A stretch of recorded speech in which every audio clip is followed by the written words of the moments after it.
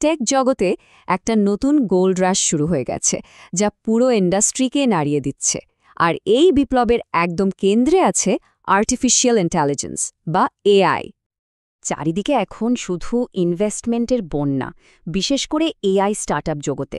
ইনভেস্টররা যেন একটা রেসে নেমেছে, কে আগে পরবর্তী বিলিয়ন ডলারের কোম্পানিটা খুঁজে বের করতে পারে। ভবিষ্যৎটা কোন দিকে যাচ্ছে সেটা বোঝার জন্য একটা দারুণ উদাহরণ আছে। ফোর্বস ম্যাগাজিন প্রতি বছর নেক্সট বিলিয়ন ডলার স্টার্টআপস বলে একটা লিস্ট বের করে। ভাবা যায় ২০২৫ সালের জন্য তাদের লিস্টে থাকা ২৫টা কোম্পানির মধ্যে ২০টাই হল এআই কেন্দ্রিক, মানে ৮০%। আর এই যে এত হইচই, তার ঠিক মাঝখানে আছে এক নতুন ধরনের স্টার্টআপ, যাদেরকে একটা মজার নাম দেওয়া হয়েছে সুনিকর্ন। এরাই হলো সেই সব কোম্পানি যারা খুব তাড়াতাড়ি টেক জায়ান্ট হতে চলেছে, আর ইনভেস্টরদের মনোযোগ এখন পুরোপুরি এদের দিকেই। আচ্ছা, এই সুনিকর্ন জিনিসটা আসলে কি? সহজ কথায় বলতে গেলে এটা এমন একটা স্টার্টআপ যার ভ্যালুয়েশন বা বাজার মূল্য ৬০০ থেকে ৮০০ মিলিয়ন ডলারের মধ্যে। মানে এরা বিলিয়ন ডলারের ইউনিকর্ন ক্লাবে ঢোকার জন্য একদম রেডি। আর ঠিক এই কারণেই এদের নিয়ে এত মাতামাতি। তো এই যে সুনিকর্ন বলছি, এরা আসলে কি কাজটা করছে? চলুন কয়েকটা উদাহরণ দেখি, তাহলেই বোঝা যাবে এআই কিভাবে বিভিন্ন ইন্ডাস্ট্রিকে একেবারে বদলে দিচ্ছে। হেলথকেয়ার সেক্টরে এর প্রভাব তো রীতিমতো অবাক করার মতো।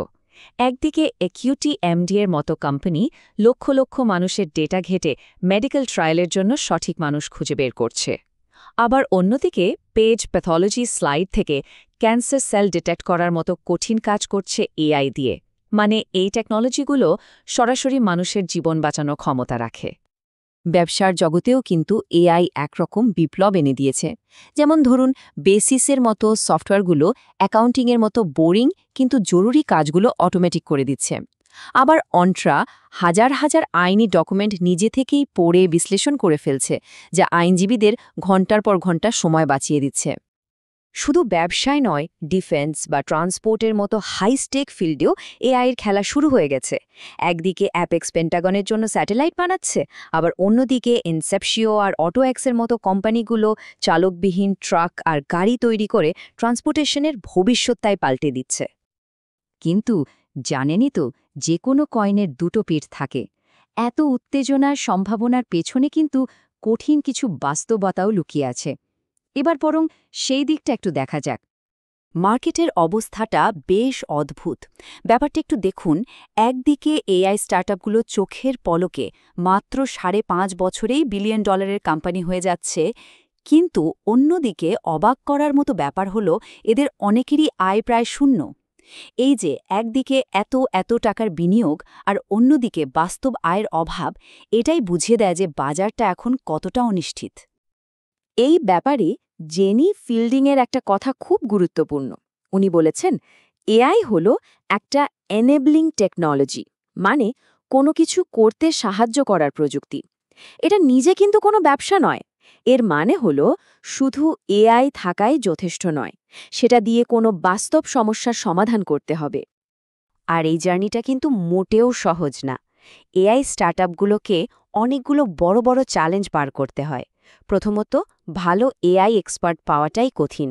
তারপর ভালো কোয়ালিটির ডেটা জোগাড় করা আরেকটা বিশাল ঝামেলার কাজ। এর সাথে আছে মারাত্মক কম্পিটিশন আর পুরনো সিস্টেমের সাথে নতুন টেকনোলজিকে খাপ খাওয়ানোর জটিলতা। টেকনিক্যাল চ্যালেঞ্জ তো আছেই, কিন্তু তার চেয়েও বড় একটা প্রশ্ন উঠে আসছে, আর সেটা হলো নৈতিকতার প্রশ্ন। কারণ এত শক্তিশালী একটা প্রযুক্তির সাথে বিশাল দায়িত্ববোধের প্রশ্নটাও জড়িয়ে থাকে। ব্রুকিংস ইনস্টিটিউশনের একটা স্টাডি বলছে যে প্রায় ৫৮% এআই স্টার্টআপ কিন্তু নৈতিকতার ব্যাপারে ভাবে এবং তাদের নিজস্ব নিয়মকানুনও আছে। এটা অবশ্যই একটা ভালো খবর। কিন্তু আসল প্রশ্নটা হলো, শুধু কাগজে কলমে নিয়ম থাকলেই কি সব হয়ে যায়? এই প্রশ্নটা খুবই গুরুত্বপূর্ণ। কারণ একটা কোম্পানির নিয়মকানুন থাকা এক জিনিস, আর সেই নিয়ম মেনে কঠিন কোনো সিদ্ধান্ত নেওয়া, বিশেষ করে যখন ব্যবসার ক্ষতি হতে পারে, সেটা কিন্তু একদম অন্য জিনিস। নীতি থাকা আর সেটা মেনে চলার মধ্যে তফাৎটা এখানেই একদম পরিষ্কার হয়ে যায়। দেখুন, নৈতিকতার কারণে মাত্র 23% স্টার্টআপ কোনো ব্যবসায়িক সুযোগ ছেড়ে দিয়েছে, আর কোনো কর্মীকে বরখাস্ত করার মতো কঠিন সিদ্ধান্ত নিয়েছে মাত্র 60%। তার মানে নিয়ম থাকলেও বাস্তবে সেটার প্রয়োগ এখনও অনেক কম।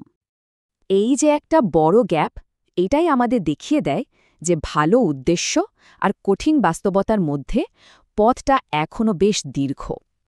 তাহলে এত সব ঝুঁকি, এত নৈতিক দ্বিধা, এর পরেও কি সফল এআই কোম্পানি বানানো সম্ভব? হ্যাঁ, সম্ভব। কিন্তু কিভাবে? চলুন দেখি একটা দীর্ঘস্থায়ী ও সফল কোম্পানি বানানোর জন্য আসলে কি কি লাগে। ইনভেস্টররা যখন টাকা ঢালে, তারা আসলে কি খোঁজে? প্রথমত, তাদের সমাধানটা কি সত্যিই অন্যদের চেয়ে আলাদা? এটা কি ব্যবসার খরচ কমাচ্ছে বা সাফল্য বাড়াচ্ছে? তাদের কাছে কি এমন কোনো বিশেষ ডেটা আছে যা আর কারো কাছে নেই? আর সবচেয়ে বড় কথা হলো, তারা কি পরিষ্কারভাবে দেখাতে পারছে যে তাদের এআই ব্যবহার করলে ব্যবসার কতটা লাভ হবে? শেষ পর্যন্ত মূল কথাটা কিন্তু খুব সহজ। সবচেয়ে সফল কোম্পানিগুলো সবসময় কোনো একটা বড় সমস্যার সমাধান করে, আর সেই সমাধানের জন্য এআইকে তারা একটা শক্তিশালী অস্ত্র হিসেবে ব্যবহার করে। এখানে টেকনোলজিটাই আসল উদ্দেশ্য নয়, বরং উদ্দেশ্য পূরণের একটা উপায় মাত্র। এই যে এআই গোল্ড রাশ চলছে, তাতে একটা বড় প্রশ্ন থেকেই যায়। এই নতুন দুনিয়ার নিয়মকানুনগুলো কে বানাবে? কোম্পানিগুলো নিজে, নাকি সরকার, নাকি আমরা যারা ব্যবহারকারী তারা? এর উত্তরের উপরই হয়তো আমাদের ডিজিটাল ভবিষ্যৎ নির্ভর করছে।